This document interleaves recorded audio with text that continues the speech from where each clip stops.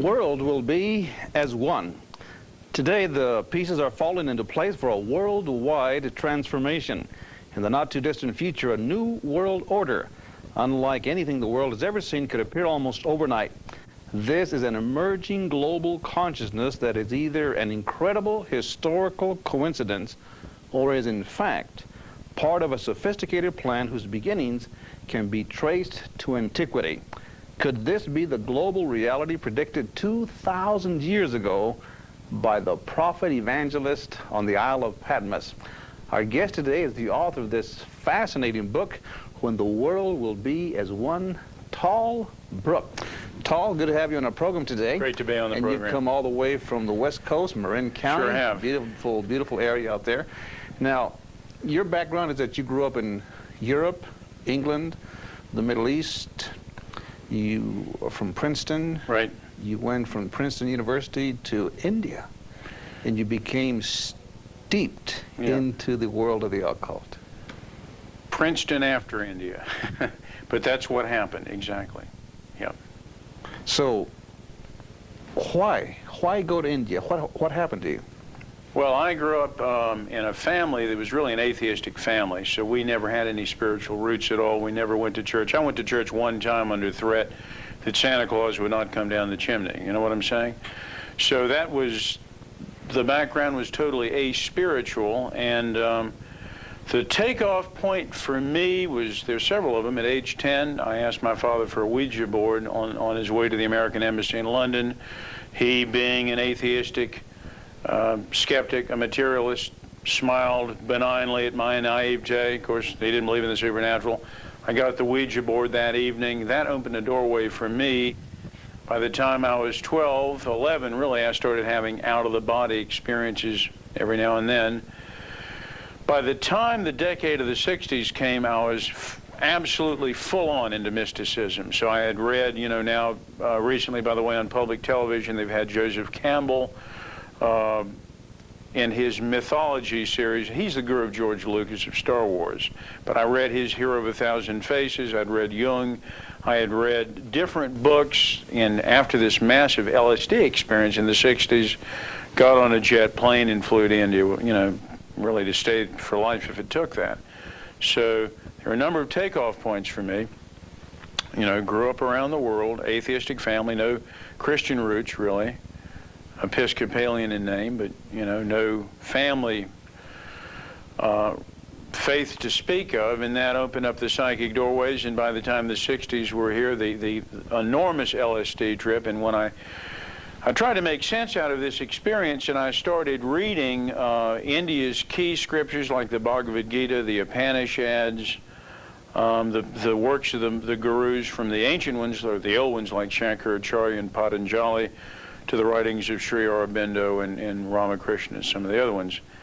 And the only thing left for me to do was to go to India, and friends, probably, you know that the 60s opened the doorway for the whole New Age movement. And it was when the gurus came in from India. You know, you had the Beatles traveling with Maharishi. You had a lot of the gurus popularized through music. And there was a big invasion from the East and the West in the 60s. I was part of that. I finally said, hey, I've got no other choice but to get on a plane and go to India. And you sat under the ministry of this miracle-working guru, I guess the top Hindu guru in India, Sai Baba. Now, you have many movie stars go up there, many celebrities. Shirley MacLaine, in her Out on a Limb, talks about Sai Baba. He's got a following in India of 20 million. When I met him, it was kind of a replay of Christ and Peter. He basically said, I've been waiting for you. So he's got a following of 20 million. He's known for his miracle-working ability. Now, when you say miracle-working, did you actually verify miracle? I saw him. Now, as I've said on the media before, some of these things can probably be duplicated by top magicians. I think other things he does, frankly, can't be. What happened to me is I had looked at India. I'd traveled around for 6 months. I had fallen in love with pantheism. Eastern thought, which is the kernel of New Age thought, is pantheism. It's a belief that God is in everything. When I went to India it was like a bomb went off in my guts, because I got off the plane and I said, look at the misery here, look at the poverty here. You know, gee, these are kind of suspicious fruits for the culture that claims to have a monopoly on spirituality, to have the deepest spiritual truths in the world. That was a hard thing for me to work with, was the poverty and the pain of India. So I went through a culture shock, as most Westerners do. Go to India, you get, you know, it's an amazing thing.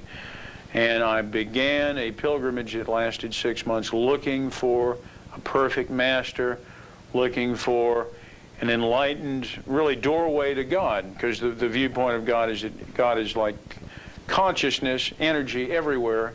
We're part of it. That's who we really are. And then so there's certain people who've made it all the way up the elevator to the top, who are totally enlightened. So you were actually a yogi at this time, yeah. A seeker of light, a guru, meaning dispeller of light. Right. So. I was on the outer edge of what was happening in the 60s. There were a lot of dilettantes, there were a lot of weekend mystics and astrologers, but I took the leap and went to India and met Maharishi Mahesh Yogi in Rishikesh. I got initiated in his house, got a mantra. That was not enough horsepower for me. I met other gurus.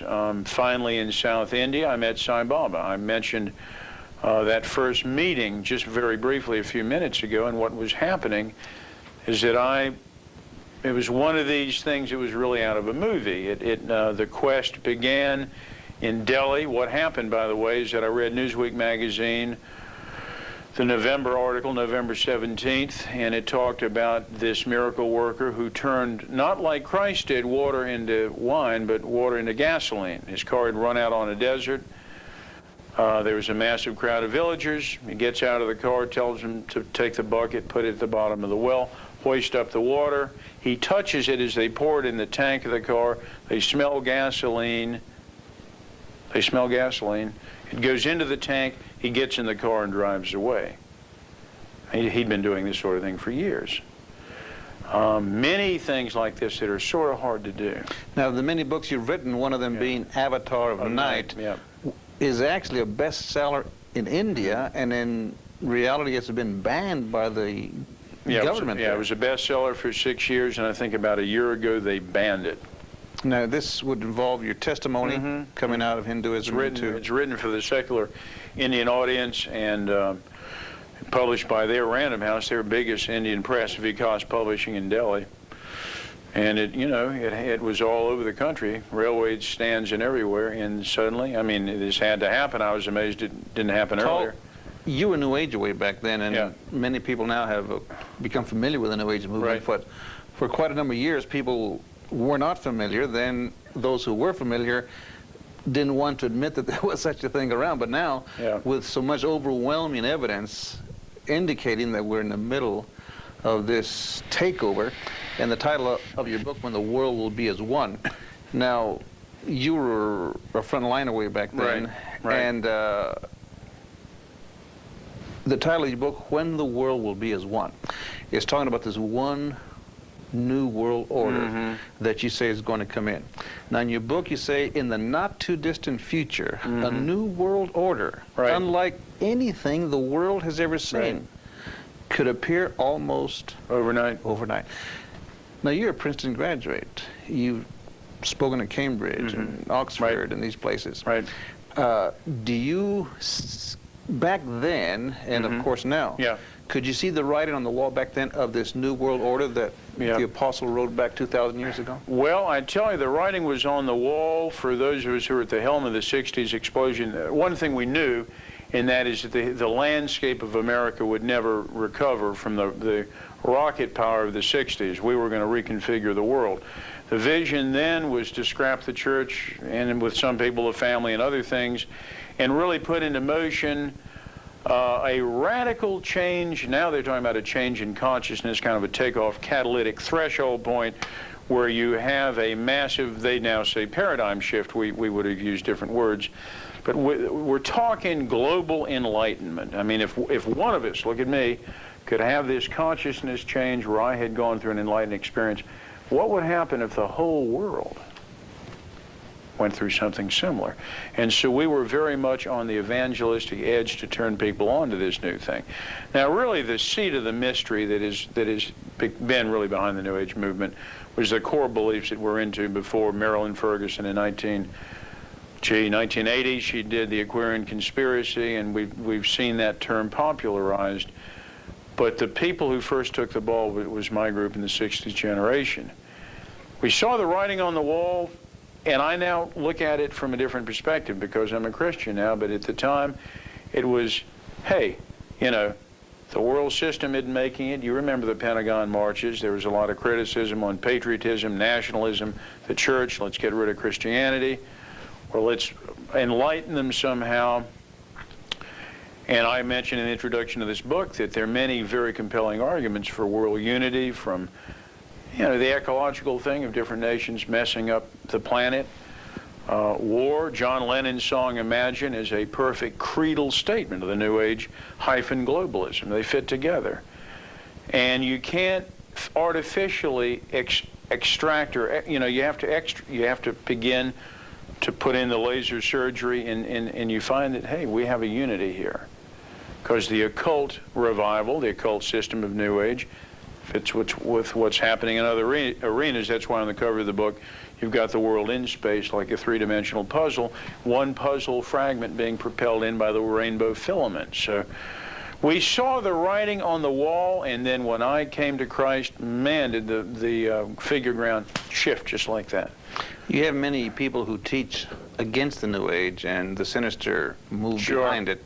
And it's said that a lot of the New Agers have an agenda behind it. Yeah. Do they have an agenda? And if so, what is their agenda? Yeah, there's an agenda for sure. Well, it is. I mean, it's tied in with the New World Order for sure. The agenda is a different world system and a change in consciousness. Let me just tell you that there was a New Age fair, a holistic fair in San Francisco 2 weeks ago that I was at, 1989. With 600 booths. I should tell you, by the way, that, you know, the book of Revelation talks about the resurrection of Mystery Babylon. The mystery will be unveiled at some point. Isn't it interesting, by the way, that of those 600 booths is the recurrent theme of all the sins in Deuteronomy 18 that God said that the Babylonian culture was guilty of participating in, channeling, mediumship, astrology, necromancy, all those things. That's what the New Age movement is all about. I mean, doesn't this make sense? 600 booths where they get into channeling and into ascended masters, pharmakia, drug taking is part of that. I mean, all these different things fit perfectly. Doesn't this make sense that, in a sense, we're seeing a revival of Mystery Babylon? And it is a very much, does it have an agenda? Marilyn Ferguson has pointed out, I remember, frankly, when Maharishi of Transcendental Meditation talked about a golden age of enlightenment, and here's what he said. He said, those who are not fit for the new leap in consciousness, and he's speaking Darwinian, you know, cosmic terms, cosmic Darwinism. Those who are not fit for the next leap, like any species that have gone, suddenly become obsolete. You know, they're going to be people who are not going to be able to take the leap. They're going to get left behind. Now you're talking about very sobering. New Agers, you're talking about Hindus, you're talking about gurus. Yep. Then you're talking about New World Order, you're talking about a new economic system. Sai Baba, the people in Great Britain, the people in America, the political structure, the economic structures, are they all, is there an affinity with all of these groups? Well, that's a broad canvas you've just painted. They do fit together. Let me just say that the powers that be are very much behind the occult revival that's taking place. What I'm saying simply is look, it's as clear as the nose on your face. Shirley MacLaine's Out on a Limb played in 50 million American homes. ABC television showed it. All of a sudden, we see in Walden's and Dalton's bookstores and the major New York publishers specializing in these New Age books. They're pushing them. They're promoting them. Walden's and Dalton's have got whole sections of the bookstore. You didn't see this 10 years ago. With New Age, you see that section. You see the sacrosanct media, NBC, CBS, ABC, with one special after another, and if it's not that, It's in the regular running series. They get in this little bit and that little bit that really deals with New Age thought. So you could say a concerted behavior-shaping operation is happening. Is it by accident? I don't think so. I didn't think so then. It's not by accident. It's very intentional. You asked a question here, could this global reality predicted 2,000 years ago Now, be what we're seeing today? Well, you know, it's interesting because when I became a Christian, one of the first books I read was Late Great Planet Earth, and of course it talks about the Antichrist and the standard, you know, view of how all this stuff is going to unfold. But one thing that I mentioned in my book, When the World Will Be as One, I mean, how one of his catalytic thresholds was Israel in 1948. There are lots of things that are on the horizon that are new that fit into this equation, from global computing, transponder satellites that communicate in gigabytes. We'll get into that later. But one thing, I tell you, when I read the book of Revelation in India, the first time I read it, you know what was interesting? The Antichrist reigned over a united world. That presumes that somehow between, you know, A and Z in the alphabet of events, somehow the world would have to be strung together as a unified whole. How else could he really reign over a world system unless all those guidelines had been hooked together, had been strung together? Here we're told that economically people cannot buy or sell without the mark of the beast. Globally, it says all the inhabitants of the world worship him. Well, you know, when Hell's Late Great came out, we had Israel, true, but we certainly were not set up for a world system, and nothing like that in 1970. We're in 1989. They're talking about a united Europe in 1992. That's another subject. We'll get into that later, I'm sure. And there many things are in place now. I mean, the media talks about globalism all the time. This New Age fair that I went to was called Healing Our Planet, Healing the World. The whole globalistic thing is very much up front. You hear it in the news every day. The political commentators talk about a world community, the ecological argument. And I mentioned in the introduction of this book the whole thing of atomic threat of annihilation. So they say, gee, we've got about 10 good arguments for having a one world order. That's exactly what Colonel Mendel House and Woodrow Wilson were saying in the early 1900s, but Americans didn't go for it. And that's been the rhetoric of the insiders for 60 years now. Now, you're talking about the agenda and when the world will be as one, and yet there's this agenda to have a one world consciousness here upon the earth. Yeah. What happens to those who do not go along with this plan, who do not submit, say the Christian, for example? What is their attitude towards Christianity, a biblically oriented Christian? Oh, I'd say we're not winning any popularity contest. I mean, there's a chapter in my book called The Halls of Caricature, and thanks to some Christians in the media, we look like the greatest idiots in the world. Look at Jim and Tammy Baker. To me, that's a horror story. And, you know, we've got guys getting messages from God that they should get gold Mercedes-Benzes. The world looks at that and they sneer.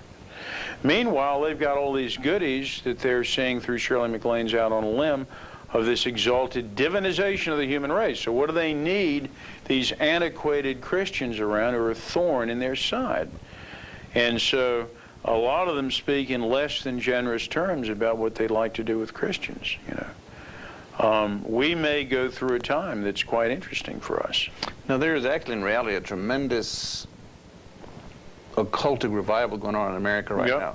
It's being taught in our schools. It's just growing by leaps and bounds to degrees that we're not even really fully aware of. There's probably a lot of human sacrifices taking place that really has not been brought to light.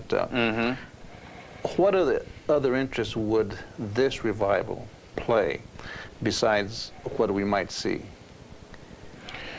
Well, let me answer it this way.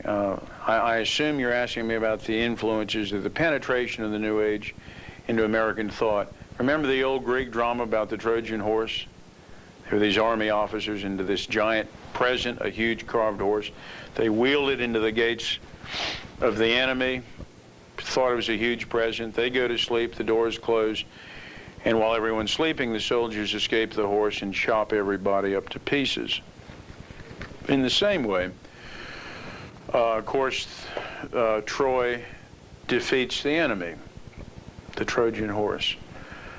We've seen New Age and New World penetration in public school. We've seen it in the different psychotherapies. Some main what they call third and fourth force post-Maslowian psychology. We'll get into that later. We see New Age in business training seminars. I was on the media recently with a guy who said, hey, lots of these Fortune 500 companies demand that their employees undergo this training. In fact, the implicit in it is if you don't go through the training, we're not sure you're going to get promoted. So there's a lot of incentive. In the book, I call them wheels of influence. I've got a chapter on how New Age has penetrated education.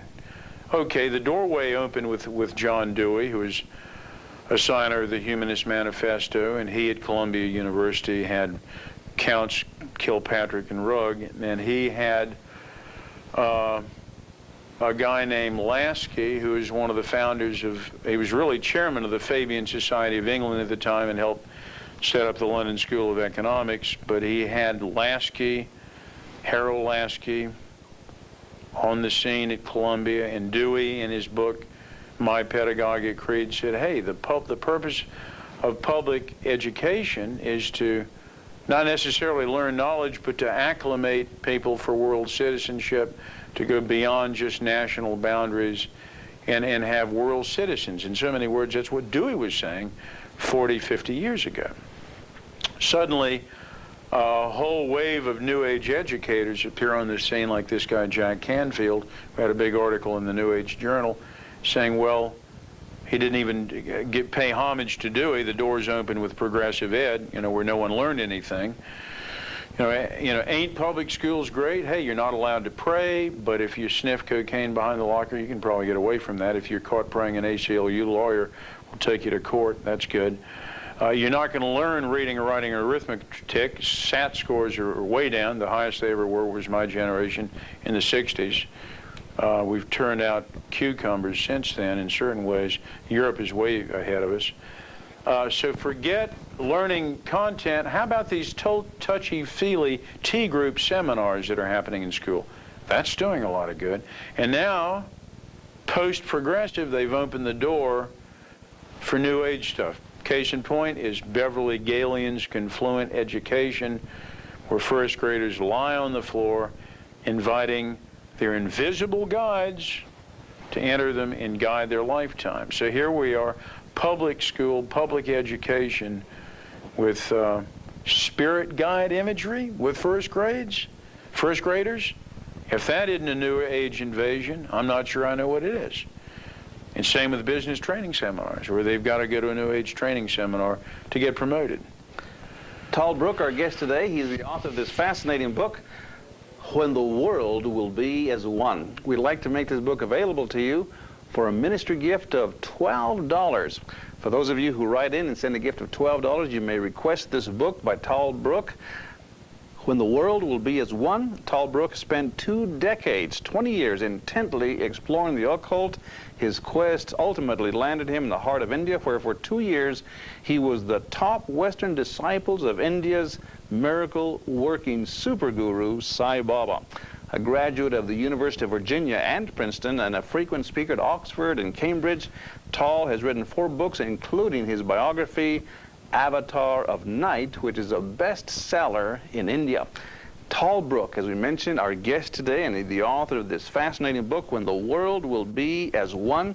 And you say that you've seen all the pieces to the puzzle falling into place, and as the cover in your book so graphically illustrates, the last piece, the quantum leap perhaps, is about to be placed.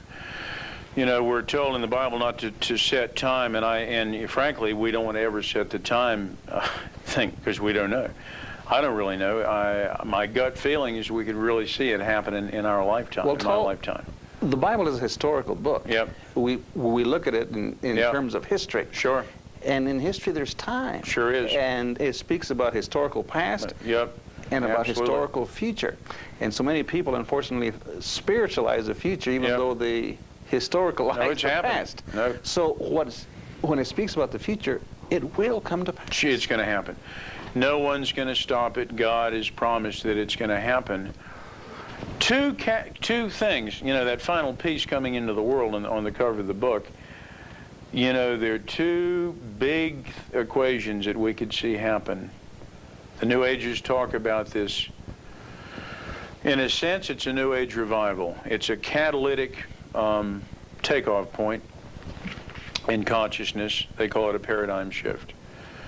There have been different mini-tries. You know, the whole thing of the harmonic convergence. I call it the demonic convergence.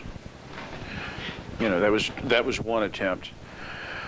But a consciousness shift in the race, and frankly, folks, I think we might just be talking about a mass possessive phenomenon, a demonizing.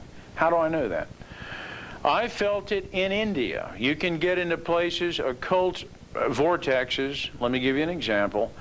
A sergeant from San Diego who has walked in on a human sacrifice, a really dark event, feels the force in the air. We'll get into that one later. Tal Brooke, he'll be with us again next week. Thank you for joining us today. We'll look forward to you next time. God bless. On its way, and we don't know how far away it is, but we know that it's close. Our guest today, Tal Brooke, the author of this fascinating new book, When the World Will Be as One. And if you were with us last week, you found out that a lot of things are happening. And Tal, we're talking about the New World Order. Right. What is the New World Order?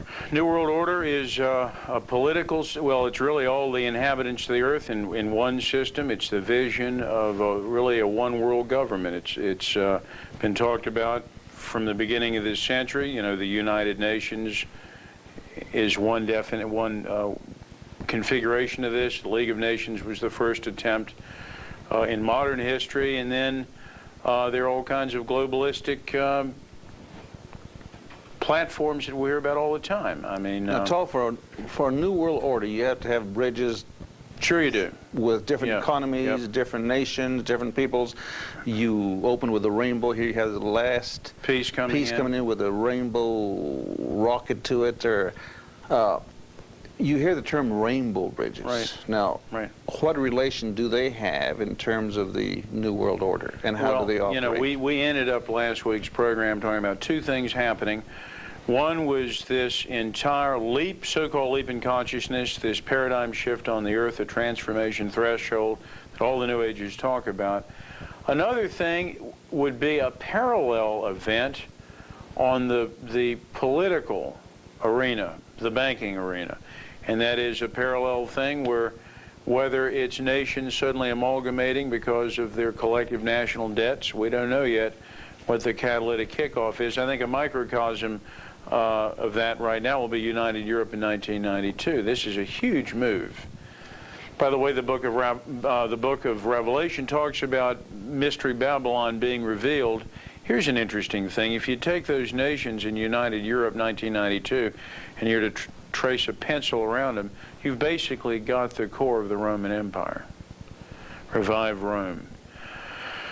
Which, of course, is referred to in Revelation as well. Babylon and Rome. We're getting both images there. And Rome was sometimes called the Babylon of that day. Remember, Babylon was an ancient civilization that went before the Roman world that John on the island of Patmos was writing about in the book of Revelation. Revelation speaks about a new Babylon. A new Babylon, that's to come up in the scene. That's right. And you see a bank tie-in with this. Mm-hmm. Now, in 1929, in fact, we did a couple of programs here a while back, a couple of months ago, on the coming one world economic system, and we talked about the Great Depression that's predicted by Dr. Ravi Batra, which would usher in a global golden age, destroy capitalism as we see it today. Now, there was another feller, Bernard Baruch, back in 1929 when there was a crash back then. Now, could that have been something similar well, to what might come later on. Let me just say this, one of the obstacles to this agenda is a healthy Christian America, a healthy free world. Now, in a sense, the one-worlders have got, by the way, there are books by Anthony Sutton about Wall Street propping up Russia and really paying for the whole Russian experiment, as I hate to put it that way, but that's the best way to put it. It's been propped up by enormous loans and other things.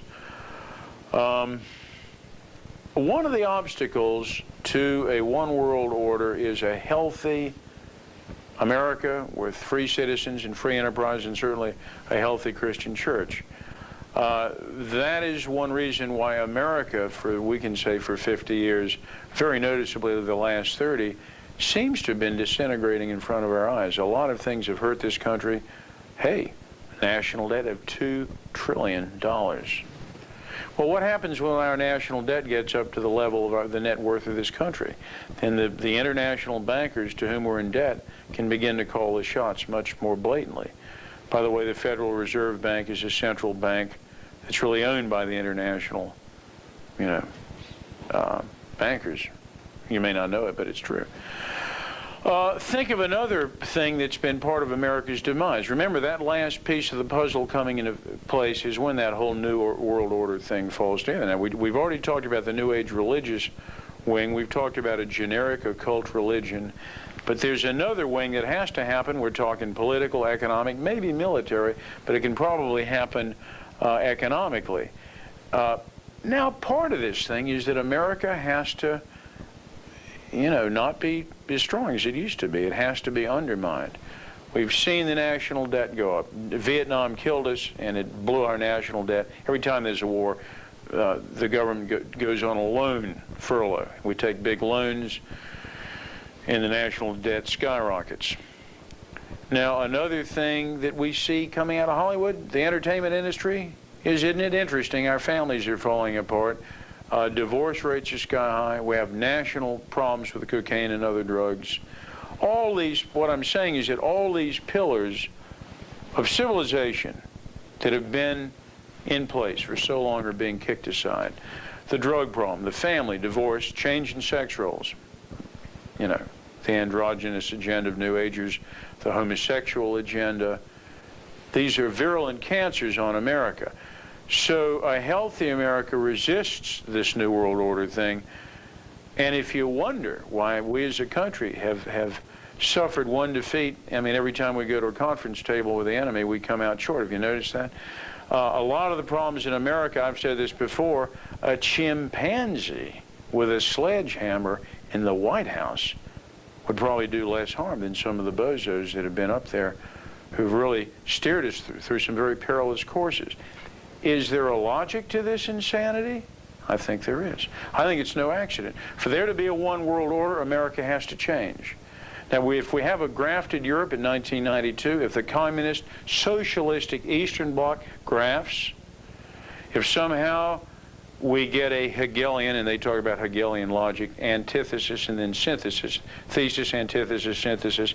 If we get this, which is the male-female principle. Yeah, if we get a capitalized, liberalized Russian China, a more socialized, welfare statist America, and then under the rubric, the umbrella of the United Nations, we have some kind of an amalgamation in the neutral world police force. By the way, I talk about in my book a series of movies that really been educating the public to think in these terms, to think globally. Well, they do in public school nowadays, to think globally. One was The Day the Earth Stood Still, where an intelligentsia from deep space invades the Earth and tells these mental pygmies that they need to come under world government, in so many words. Two bits that really form the catalytic threshold of the puzzle: the consciousness revolution, the big shift, the paradigm shift, which really I think is demonization in a very special way. When we ended last week's show, I was talking about a friend on the San Diego police force. I've been on television dealing with satanic crimes. I was on ABC TV's town meeting debating Michael Aquino, who was the founder of the Temple of Set. One of my police buddies, who's a detective who's now on the assignment of satanic crime, says, And I know what I'm talking about because I experienced something similar in India when you're into the occult. He says, hey, when you walk into a room where there's been a human sacrifice and you see the blood on the walls, there's a feeling in the air that you can't describe. Now, one of the goals of Satanistic initiation, there are 5 points to most of them, 5-pointed star, is that you're permitting something evil to come into this time-space locale. Okay, you're inviting a demon in. The whole initiatory process of global New Age catalytic threshold takeoff is something similar to that on a macrocosmic scale. So a post-Christian world that has really rejected, heartily rejected Christianity, that is into this kind of occult revival, may in a very real way get demonized. But let's go back to the political thing. For a long time, there have been people in place who've tried to undermine America. Hey, look at the Hollywood entertainment industry. Can anything good come out of Hollywood? A lot of people are asking about... Well, let me answer that. The Disney Studios once typified America in its innocence. Remember the prophets talking about when a nation loses its virtue? You don't have much time, friends. The guy that bought up Disney Studios this year insults our intelligence by having Mighty Mouse with a straw in his nostril, sniffing something, and parents went up in arms. Looks like cocaine to me. And he said, oh, no, all that were ground up stems of flowers and tomato powder. Well, everybody knows that that's what people sniff through a straw. Don't you see everyone? Obviously, that's the answer, sniffing ground up stems and flowers. I mean, that's really odd. He's not insulting our intelligence. Now, that's on Saturday morning cartoons with Mighty Mouse. Hollywood has got films of dismemberment. I call it boundary breaking. You're breaking the boundaries of the innocence of conscience. In other words, a 10-year-old kid now is more jaded than a 40-year-old was in the 30s. There's a reason for this. Okay. Now you've got movies like Hellraiser 2. I remember when Clockwork Orange came out, that was a major breakthrough in perversity. And we are getting very wise and evil.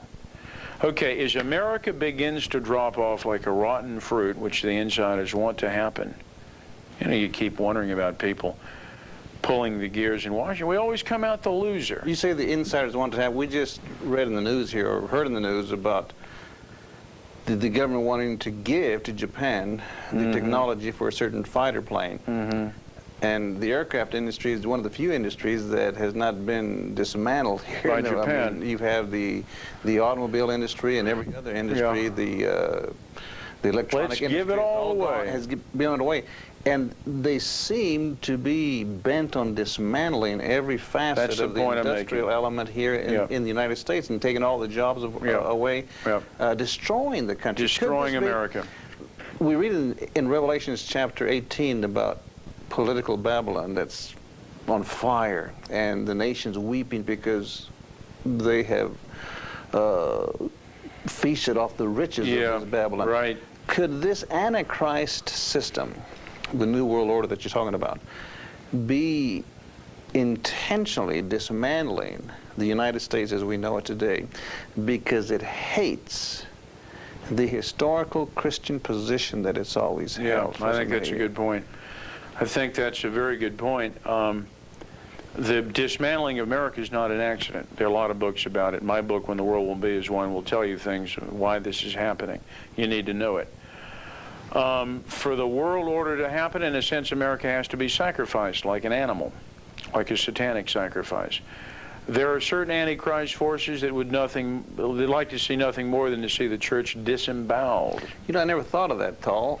Yeah. Now, a lot of people think that the abortions today, a lot of it is sacrifice to self. Sure is. You're finding a lot of children who are found to be missing that end up on a sacrificial table someplace. Yeah.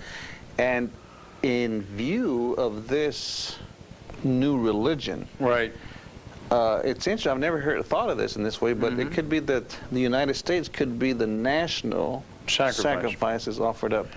Well, there's sacrifices on many levels. The war in Vietnam, and there are more and more books about it, why it was a no-win and why we basically got burned. Our national debt was humongous. We lost tens of thousands of young men. They were literally human sacrifices, by the way. And one way of looking at it, the mountain of 20 million babies, I'd like to see a mountain of those to the sky, so America could really see what's happening. In a way, those are human sacrifices. We can't deny that. We're participating in evil as a culture. The whole jaded mindset out of Hollywood is part of our undermining.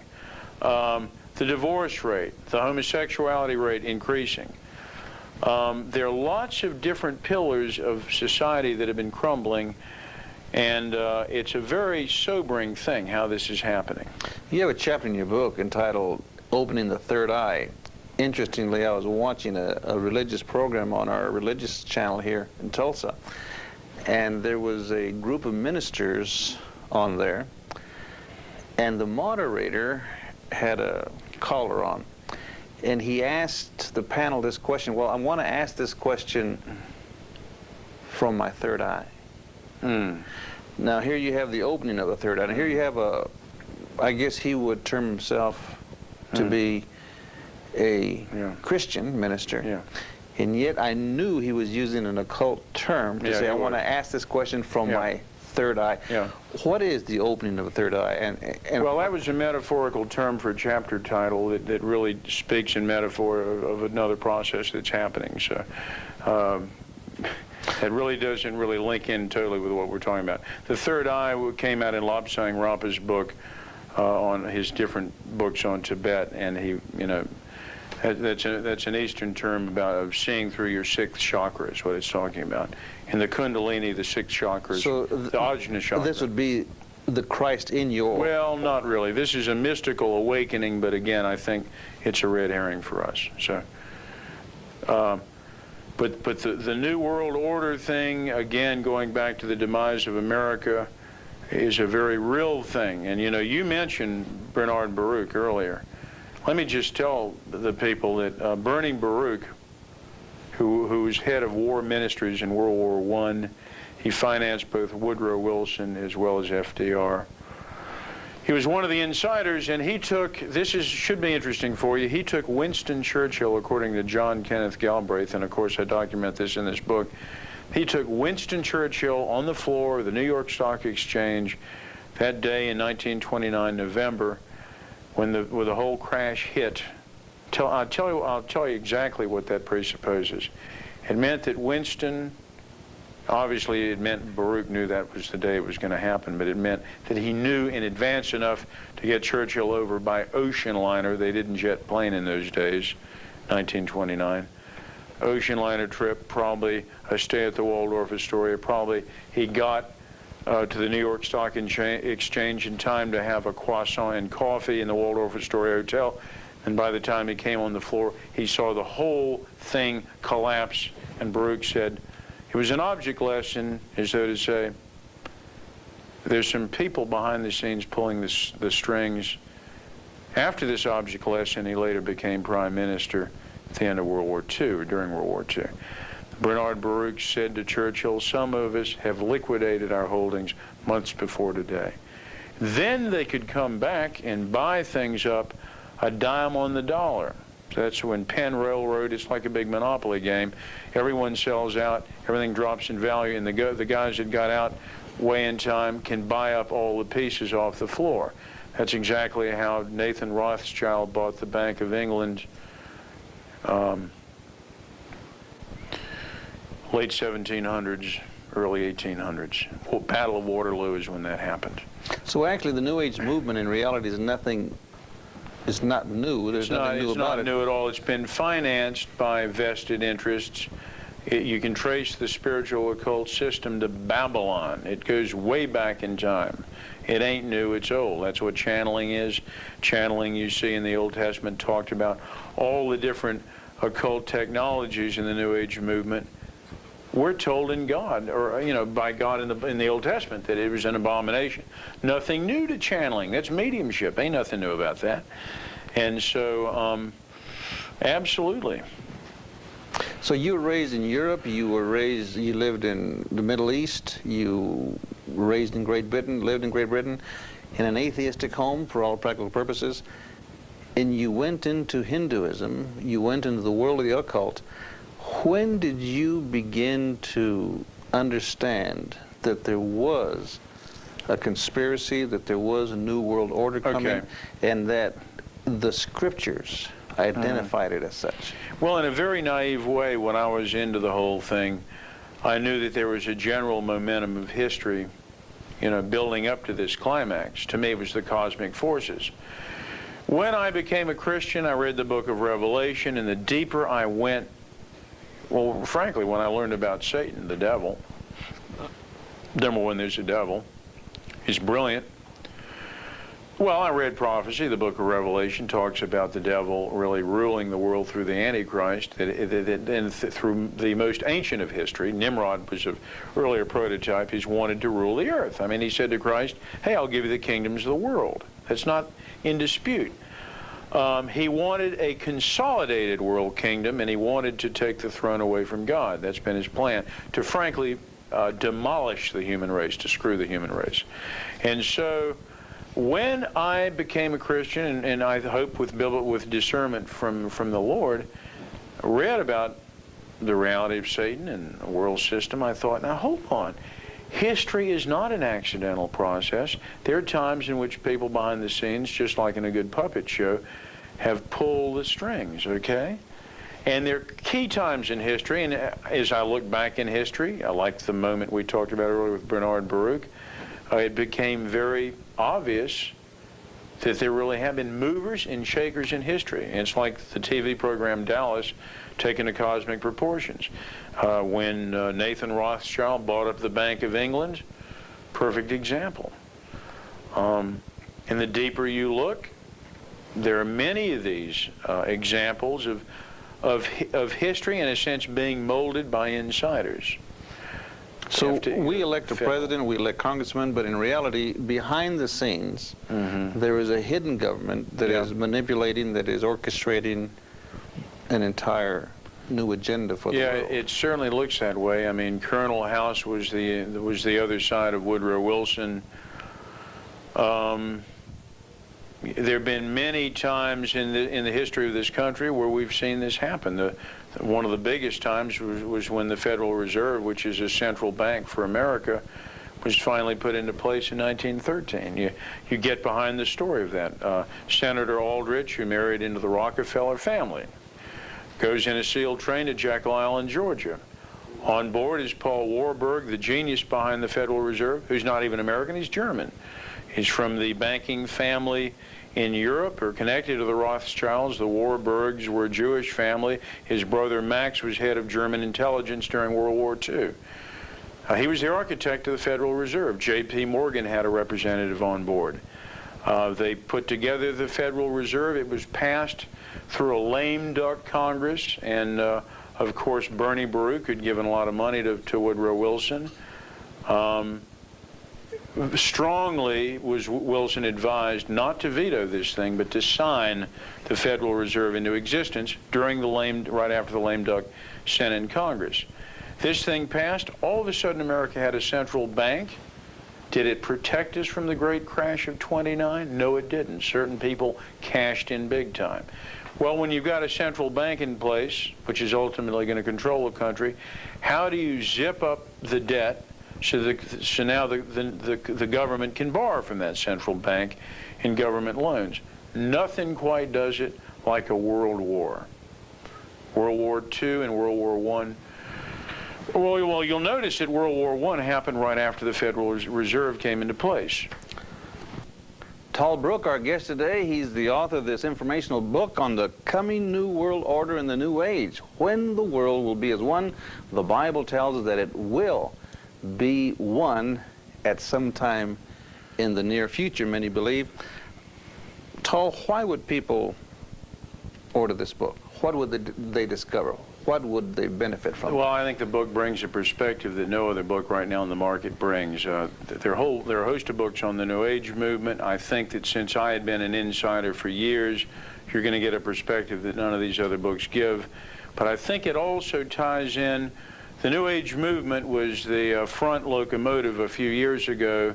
It's now the caboose of the train. This book, we think, is the locomotive to the next train, and that is the One World, New World Order. It goes into the political background of it, some of the movers and shakers of history that have been in the background, that have been putting this thing together, that a lot of you don't know about, because, frankly, Time Life is not about to tell you, and nor is ABC television about to educate you on this other side of history. So I think it'll be alarming, it'll be encouraging. It's a real hot number to learn about. So in speaking of terms of the new one world order, we're thinking of Mystery Babylon, that it isn't something new that's just come on the scene, a new fad, but something that people behind the scenes, families that have been going on for hundreds of years, Yep. have been waiting for this day and time to usher in That's right. this new system. Absolutely. We're going to see the Antichrist coming on the world scene. We're going to see this one world economic system unfold, maybe in our lifetime. And it's going to be, we shouldn't have our heads in the sand. We need to be aware of what's going on. So what can Christians do, Tom? To Can they do counter this, anything? I mean, it's like, I wrote the book, you're doing the show, whatever you're doing, whatever position you're in, push traditional America, make sure you don't lose the Christian church through the ACLU. Whatever you do, whether you're a lawyer or an actor, be excellent. Do the best that you can be. Don't be passive. That's my answer there. And Very brief answer. And that's it, because people are wanting to do away with the traditional values, and you can stand up for these things. You can stand up for these values, and we have to, or we're dead meat. You call the congressmen, call the senators, and let them know what's happening. Maybe send them a copy Maybe of this send them a book. copy of the book. That's it. Any final word that you have to? Pray like crazy. Amen. We're glad you're able to join us, but the most important thing that we think of when we think of the new world order that's coming in is that, of course, we believe the rapture of the church will occur before this happens. And so when you talk to Christians, for some reason they say, well, I don't want to hear all these gloomy things. Well, they're not gloomy, because we know that prior to this coming upon the scene, we will be taken out of here, just raptured out of this world to be in the presence of our God and Savior, Jesus Christ. And there's simply one requirement for your participation in that rapture, and that is establishing a personal relationship with the Lord Jesus Christ. He loves you. He died on Calvary's cross to pay the penalty for your sins, and this way he's able to extend to you a pardon, a free pardon. He rose again from the dead gloriously, and because he lives, he can extend to you life, eternal life. Why not trust in him today if you haven't? Thank you for being with us. We'll see you next time.